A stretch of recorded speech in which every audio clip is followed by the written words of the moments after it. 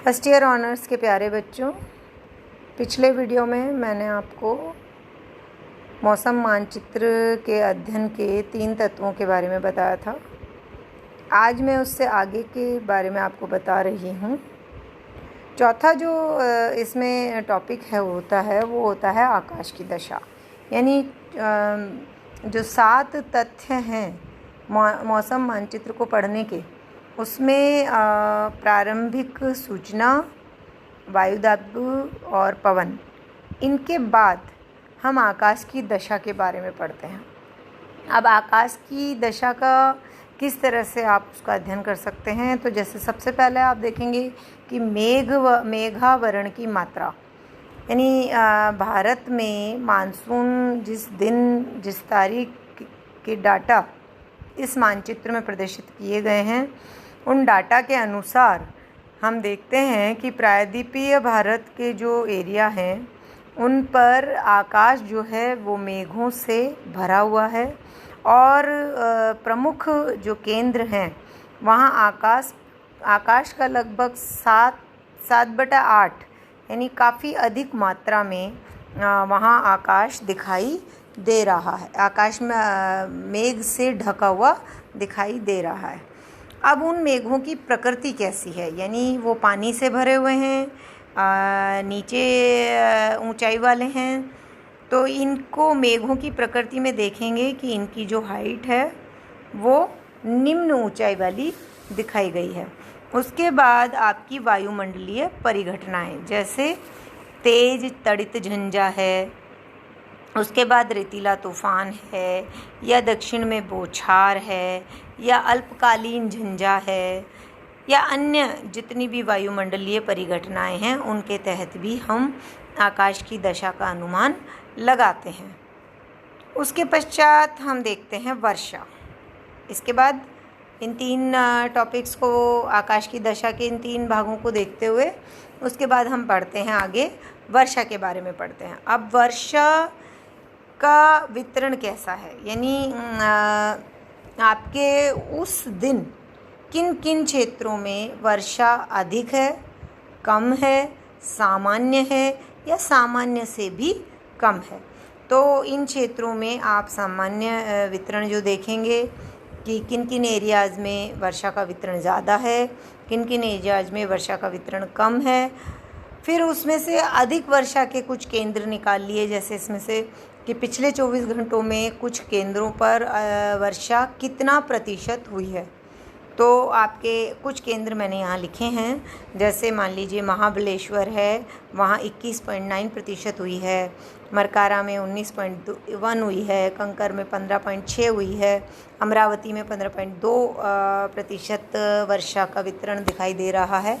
तो इस प्रकार से वर्षा की दशाओं को भी हम वर्षा के वितरण को भी मौसम मानचित्र में हम पढ़ते हैं। उसके बाद आपकी आती है समुद्र की दशा, कि समुद्र की जो दशा है वो किस प्रकार की है।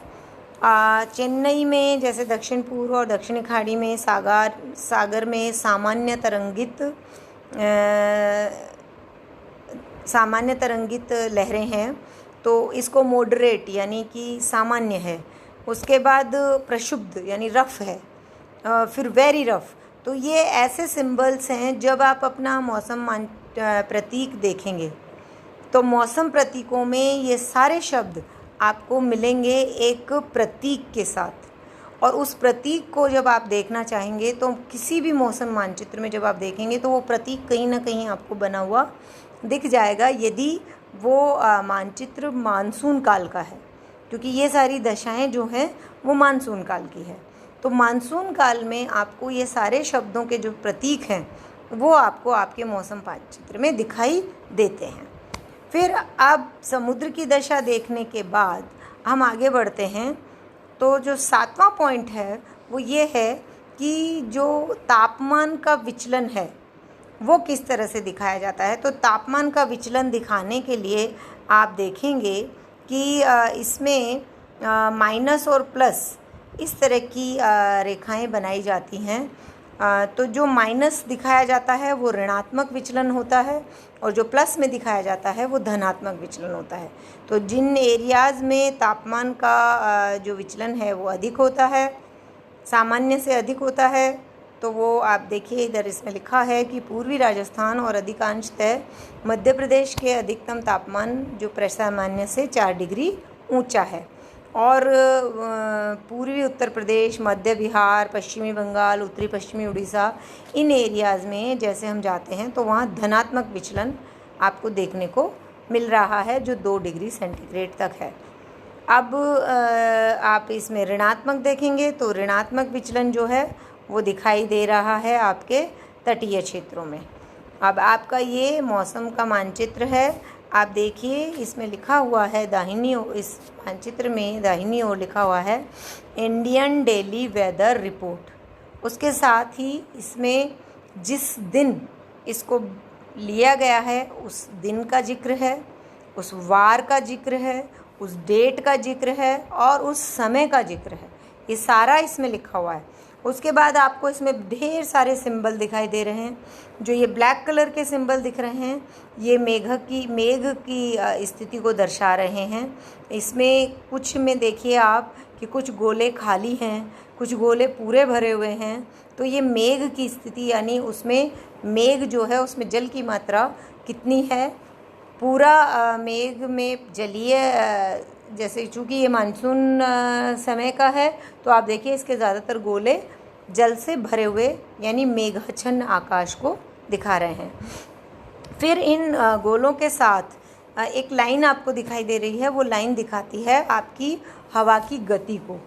उसके अतिरिक्त आप जब इसको ध्यान से देखेंगे तो आपको ये देखिए लो प्रेशर बेल्ट 996 पे लिखा हुआ है और ये आपके भारत के मध्य भारत के बीच में आपको दिखाई दे रहा है लगभग मध्य प्रदेश के क्षेत्र में। फिर आप इधर देखिए ये लो प्रेशर बेल्ट बना हुआ है आपका उड़ीसा के आसपास और आपका ये लो प्रेशर बेल्ट बना हुआ है आपका राजस्थान बॉर्डर, पाकिस्तान और राजस्थान का जो बॉर्डर है उस स्थान पर। अब आप हाई प्रेशर बेल्ट देखेंगे तो नीचे आप देखिए आपका हाई प्रेशर बेल्ट ये यहाँ दिखाई दे रहा है आपका साउथ में दक्षिण भारत की स्थिति जो दिखाई दे रही है उसमें आपके पूरा हाई प्रेशर बेल्ट बना हुआ है।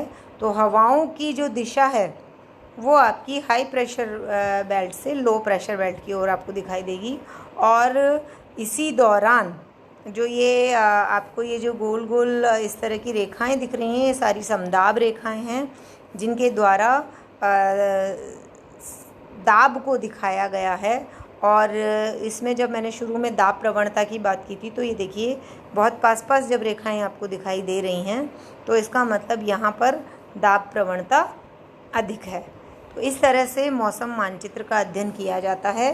7 तथ्यों के आधार पर हम किसी भी मौसम मानचित्र की व्याख्या करते हैं। तो आपका ये टॉपिक क्लास में रह गया था, बाकी तो सब कुछ मैंने आप लोगों को करा दिया था। तो इसके अतिरिक्त भी यदि आप लोगों को कुछ समझना हो तो प्लीज़ मुझे कॉल करके बताएं, मैं आप लोगों को वो टॉपिक भी इसमें वीडियो के द्वारा दोबारा से समझा दूंगी। धन्यवाद।